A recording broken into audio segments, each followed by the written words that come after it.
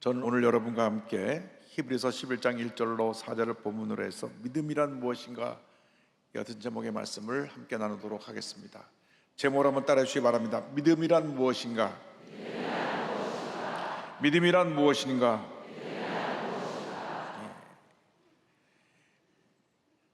우리가 살아가는 세상이 늘 좋은 일만 있는 것이 아닙니다. 때때로 예기치 않은 문제와 어려움이 우리에게 다가옵니다. 문제 많고 어려움 많은 세상을 어떻게 우리가 모든 어려움 극복하고 승리의 삶을 살아갈 수 있겠는가? 그것은 우리 마음 자세에 달려 있습니다. 긍정적인 마음으로 무장해서 우리가 나아가게 될 때 우리에게 닥친 모든 어려움을 해결해 갈 수 있게 되는 것입니다. 이 긍정을 담는 도구가 성경을 보면 믿음이라고 되어 있습니다. 믿음은 절대 긍정입니다. 우리가 믿음으로 살면 긍정의 신앙으로 모든 어려움을 이기고 승리할 수가 있게 되는 것입니다. 히브리서 11장은 믿음장이라고 하는데 그 앞부분에 믿음의 정의를 설명하고 있습니다. 믿음은 무엇이냐? 믿음은 바라는 것들의 실상이라고 말씀합니다. 1절 2절입니다. 믿음은 바라는 것들의 실상이요 보이지 않는 것들의 증거니 선진들이 이로써 증거를 얻었느니라. 믿음은 바라는 것들의 실상이요 보이지 않는 것들의 증거라고 말씀하고 있습니다. 믿음은 보이지 않는 것을 보이는 것처럼 믿는 것, 그것이 바로 믿음인데, 그 믿음 바라는 것들의 실상이라고 하는 실상이라는 말이 헬라어로 히포스타시스라고 하는데, 이 말은 실제로 이루어진 것, 짐승같이 확실한 것, 본체, 실체, 확실한 것을 의미합니다. 그러니까 믿음이라는 게 뭐냐면 집문서를 갖고 있는 것처럼 분명하고 확실한 것을 말씀합니다. 믿음이란 꿈꾸고 바라는 것들을 이미 이루어진 것처럼 내가 믿고 나가는 것이 믿음입니다. 믿음의 조상으로 불리운 아브라함의 믿음이 바로 그와 같은 믿음이었습니다. 로마서 4장 18절 이하에 설명합니다. 아브라함이 바랄 수 없는 중에 바라고 믿었으니 이는 내 후손이 이같으리라 하신 말씀대로 많은 민족의 조상이 되게 하려 하심이라. 그가 100세나 되어 자기 몸이 죽은 것 같고 사라의 태가 죽은 것 같음을 알고도 믿음이 약하여지지 아니하고 약속하신 것을 또한 능히 이루실 줄을 확신하였으니. 여러분, 100세가 된 사람이 아들을 얻는다는 것은 인간적으로 생각해 볼 때 불가능한 일입니다. 그런데 그런 하나님의 약속의 말씀을 붙잡고 불가능이 가능하게 될 걸 믿었습니다. 아브라함 믿음은 바랄 수 없는 중에 바라고 믿는 믿음이었습니다. 결국 그 믿음으로 그의 나이 100세, 그의 아내 사라의 나이 90세에 그토록 꿈에 그리던 아들 이삭을 얻게 된 것입니다. 믿음은 바라는 것들의 실상입니다. 아브라함만 하지 못하지만은 미국에서 제가 워싱턴에서 사역할 때 이규성 장로님은 나이가 52살이 되도록 아이가 없었습니다. 결혼한 지 23년이 지났습니다. 병원에 가서 부부가 검진을 해봤는데 아내 되신 분은 아무런 문제가 없는데 남편 되신 분의 문제가 있어서 아이를 못 낳습니다. 남편이 몇십 년 동안 용접하는 일을 했는데 몸이 약해져 갖고 아이를 낳을 수 있는 그러한 기능을 잃어버렸습니다. 그런데 이분이 어느 날 제가 17년 만에 아이를 가졌다는 얘기를 듣고 그분도 믿음을 가졌습니다. 이용 목사님 하나님이 나의 하나님이시도 하니까 우리도 기도하자. 둘이 같이 부인 선옥선 집사 같이 기도하고 또 기도하고 또 기도했습니다. 1년 후에 하나님께서 귀한 딸을 주셨습니다. 할렐루야. 23년 만에 바른 것들의 실상인 기적이 일어나게 된 것입니다. 지금도 기적은 일어납니다. 믿음은 이처럼 환경을 바라보지 않고 오늘 현실을 바라보지 아니하고 약속의 말씀을 믿고 의지하고 꿈꾸고 나가는 것이 바로 믿음인 것입니다. 믿음은 미래지향적인 언어입니다. 믿음은 절망의 오늘을 바라보지 않고 희망의 내일을 바라보는 것이 바로 믿음인 것입니다. 믿음이 있는 사람은 하나님께서 주신 거룩한 꿈을 품고 꿈을 이루기 위해서 최선을 다하여 달려가는 사람들을 말합니다. 하나님께서 주신 거룩한 꿈을 품고 나갈 때 현재 어떤 어려움이 다가와도 그 어려움을 이겨내고 믿음으로 승리하며 위대한 역사를 이룰 수 있게 되는 것입니다. 또한 믿음을 가진 사람들은, 꿈꾸는 사람들은 그 꿈이 이루어지기 위해서 모든 노력을 다하기 때문에 현재 나의 모습이 긍정적인 모습으로 바뀌어지게 되고 내 마음 자세가 이제는 할 수 있다, 하면 된다고 하는 그런 자세로 바뀌어져서 적극적이고 긍정적이고 창조적이고 생산적인 모습으로 바뀌어지게 돼서 위대한 역사를 만들어내게 되는 것입니다. 믿음은 바라는 것들의 실상이요 보이지 않는 것들의 증거인 것입니다. 우리가 육신의 눈에 바라보이는 것을 보고 낙심할 때가 많습니다. 아브라함이 자신의 육신을 바라볼 때 매일 낙심했을 것입니다. 75세 아들을 주신다고 하는 약속을 받았는데 85세, 90세가 되도록 아이가 없었습니다. 자신을 바라보면 절망이지만 주님을 바라보는 믿음이었습니다. 그래서 그가 모든 절망을 뛰어넘어 하나님의 기적을 체험하게 된 것입니다. 믿음의 눈이 띄어질 때 우리는 놀라운 기적을 체험할 수가 있습니다. 여러분 모두 큰 믿음의 사람들이 되길 바랍니다. 성경을 보면 꿈꾸는 소년 요셉은 믿음의 사람이었습니다. 17살 때 꿈을 꿨습니다. 그 꿈은 자기가 위대한 사람이 되어서 형들이 그에게 절한다고 하는 꿈이었습니다. 그는 꿈을 선포했습니다. 형들이 그 꿈 얘기를 듣고 그를 미워해가지고 노예로 팔아버렸습니다. 너 꿈이 어떻게 되나 보자. 그는 꿈을 꾸었지만 현실은 반대로 전개됐습니다. 노예로 팔려가서 뼈가 부스러지게 열심히 일을 해야만 했습니다. 그것을 좀 자리를 잡고 안정되어서 주인의 인정을 받아서 가정 총무까지 되었는데 또 모함을 받고 감옥에 갑니다. 그래서 그는 죄 없이 감옥에 들어간 죄수가 되었는데 그것에도 또 그는 꿈을 버리지 않았습니다. 그는 꿈꾸는 사람으로 살았습니다. 그래서 감옥에 교도소장이 그를 인정해갖고 그에게 열쇠를 맡기고 감옥을 다 돌보게 했습니다. 마침내 13년이 지나고 나서 꿈이 이루어집니다. 그가 꿈을 꾼 그대로 모든 사람이 다 그 앞에 와서 절을 하는 높은 위치로 그가 올라가게 되었는데 애굽 왕 바로의 꿈을 해몽해 주고 난 다음 애굽의 총리 대신으로 하루아침에 그가 높임을 받게 된 것입니다. 꿈은 반드시 이루어집니다. 주님 안에서 거룩한 꿈을 꾸고 믿음으로 나가는 여러분 모두가 되길 바랍니다. 현실의 문제 어려움을 바라보지 말고 거룩한 꿈을 품고 꿈을 이루기 위해서 도전하고 믿음으로 전진해 나가면 놀라운 역사가 나타나게 되는 것입니다. 여러분, 꿈이 당신의 미래를 만드는 것입니다. 내가 꿈을 꾸면 그 꿈이 나를 이끌어 갑니다. 꿈을 붙들고 살아가면 하나님께서 우리 삶 가운데 놀라운 은혜를 베풀어 주십니다. 할 수 없다, 안 된다 자포자기하지 말고 마음을 새롭게 변화를 받아서 절대 긍정의 믿음으로 무장해서 달려나가면 반드시 좋은 일이 일어나게 되는 것입니다. 다윗 왕은 성전 건축의 꿈을 꾸었습니다. 그런데 하나님께서 너희 때는 성전 건축이 이루어지지 않겠다고 말씀하셨음에도 그런 꿈을 포기하지 않았습니다. 내가 못하면 내 아들이라도 할 줄 믿습니다. 그래서 성전 건축이 이미 이루어질 걸 믿고 성전 건축에 대한 모든 성전 건축 재료를 준비합니다.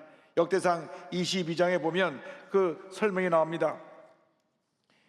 2절로 4절에 다윗이 명령하여 이스라엘 땅에 거류하는 이방 사람을 모으고 석수를 시켜 하나님의 성전을 건축할 돌을 다듬게 하고 다윗이 또 문짝목과 거물못에 쓸 철을 많이 준비하고 또 무게를 달 수 없을 만큼 힘이 많은 놋을 준비하고 또 백향목을 무수히 준비하였으니 이는 시돈 사람과 도로 사람이 백향목을 다윗에게로 많이 수연하여 왔음이라 말씀합니다.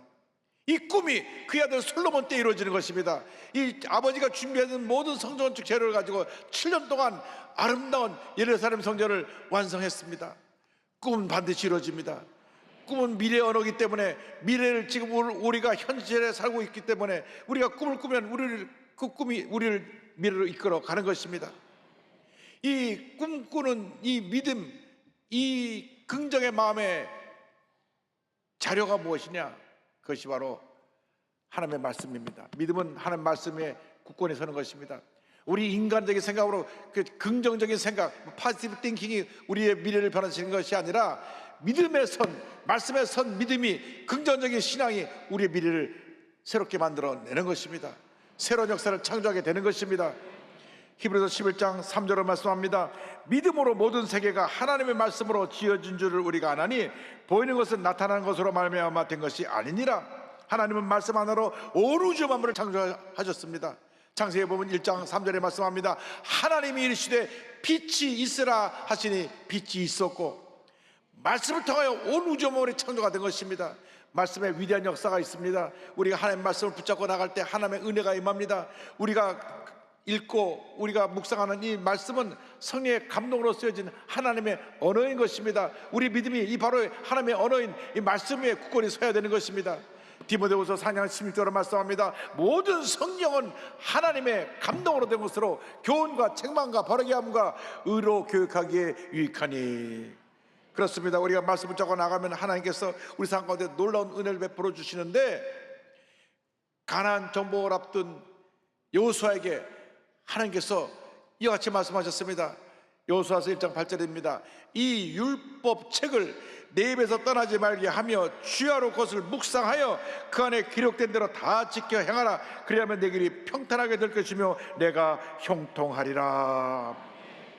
이 말씀을 지켜 행할 때 우리 길이 형통하게 되는 것입니다. 왜 문제가 생겨나고 왜 어려움이 생겨납니까? 그것은 우리가 말씀대로 살지 않기 때문에 그렇습니다.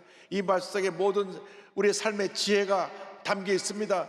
우리 인생에 가야 할 길을 밝히 보여주고 있습니다. 이 말씀은 우리의 믿음의 근원이고 우리의 마음의 모든 은혜와 축복을 가져다주는 축복의 자료가 이 속에 다 담겨 있는 것입니다.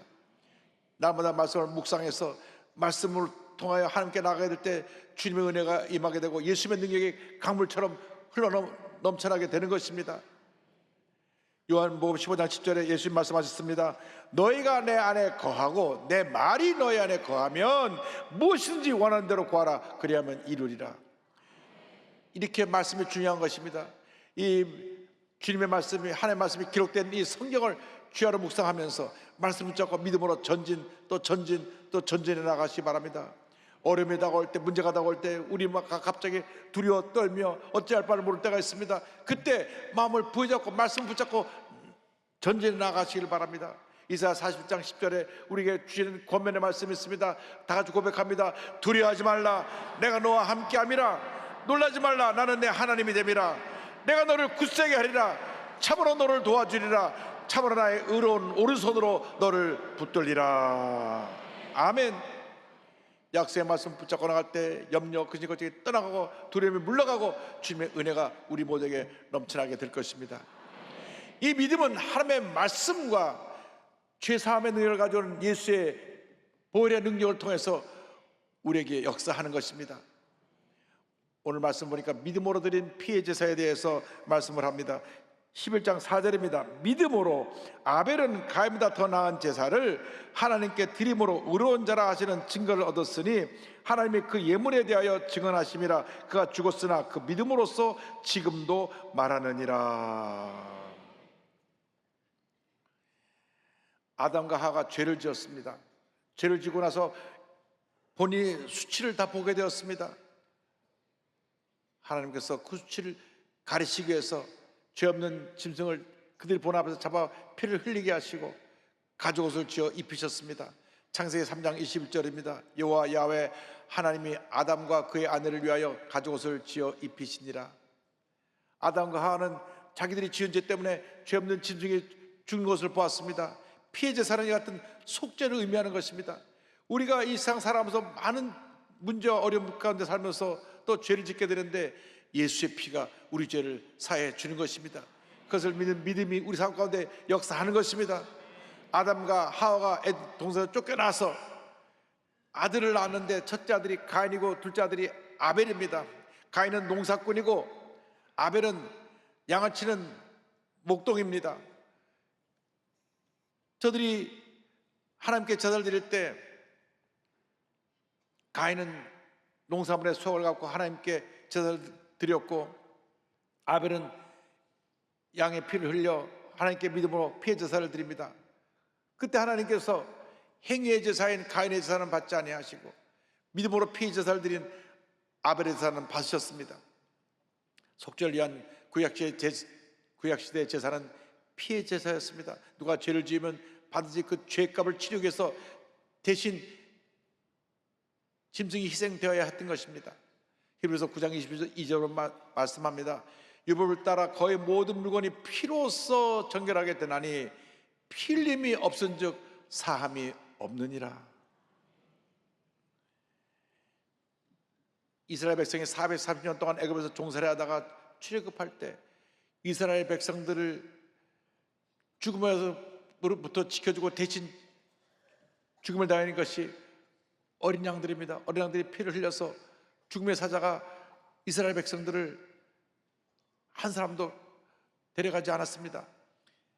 출애굽기 12장 13절을 말씀합니다. 내가 애굽 땅을 칠 때 그 피가 너희가 사는 집에 있어서 너희를 위하여 표주게 될지라. 내가 피를 볼 때 너희를 넘어가리니 재앙이 너희에게 내려 멸하지 아니하리라.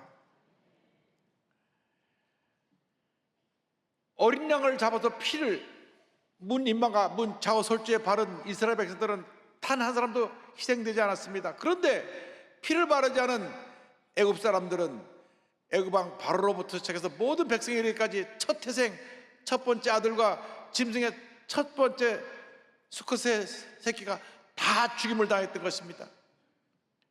이 어린 양의 피가 이스라엘 백성들을 죽음에서 건져주었고 애굽의 모든 사람들은 심판을 받게 했습니다.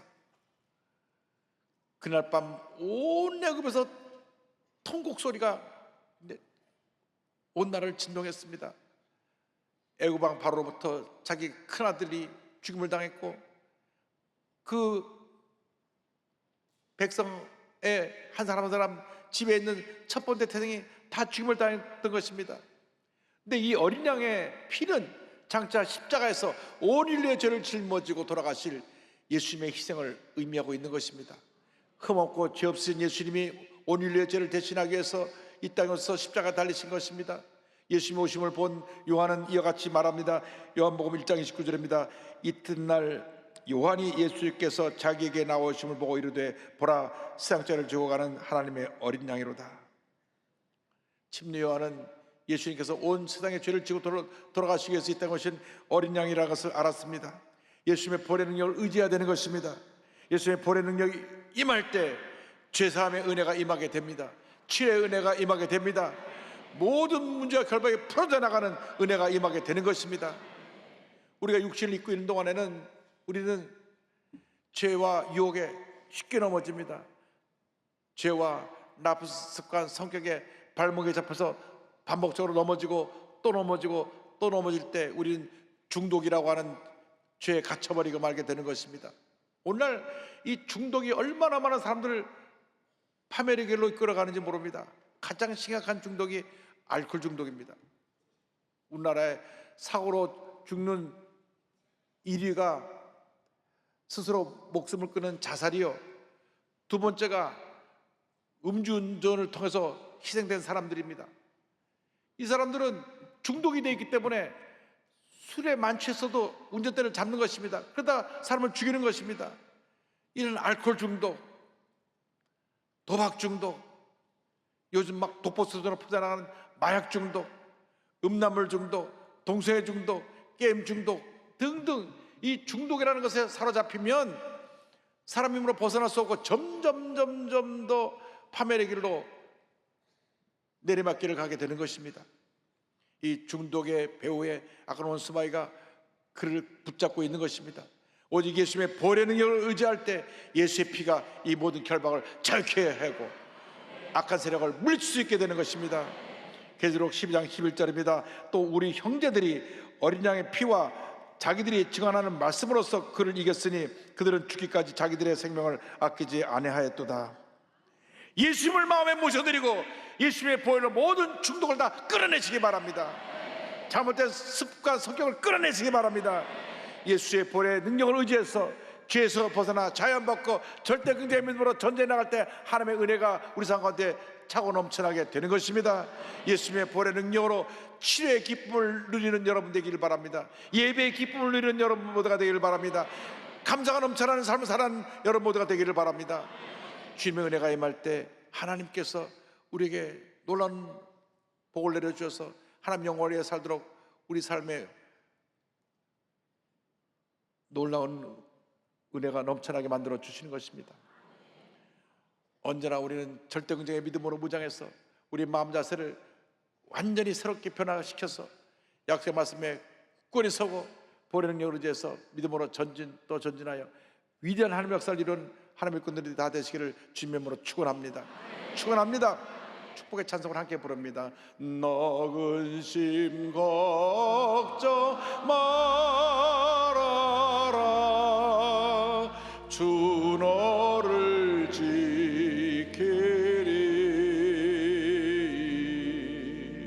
주 날개 밑에 거하라.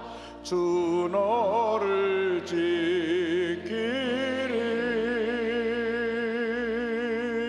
주 너를 지키리.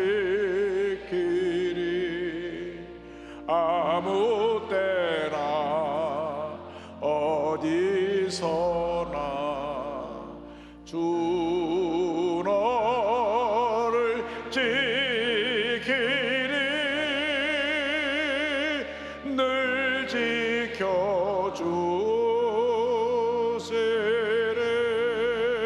지켜주시리.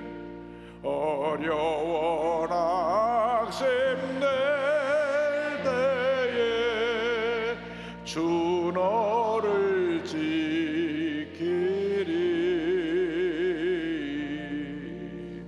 위험한 일을 당할 때 주 너를 지키리.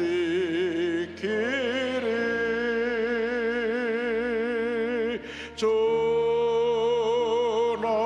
너를 지키리. 아무 때나 어디서나 주 너를 지키리. 늘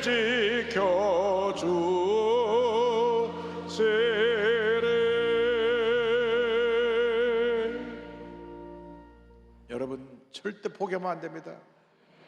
모든 축복의 근원이 내 마음에 달려 있습니다. 절대긍정의 믿음을 갖고 모든 어려움을 이기고 날마다 승리하는 삶을 살아가는 여러분 모두 되시기를 주님의 이름으로 축원합니다. 축원합니다.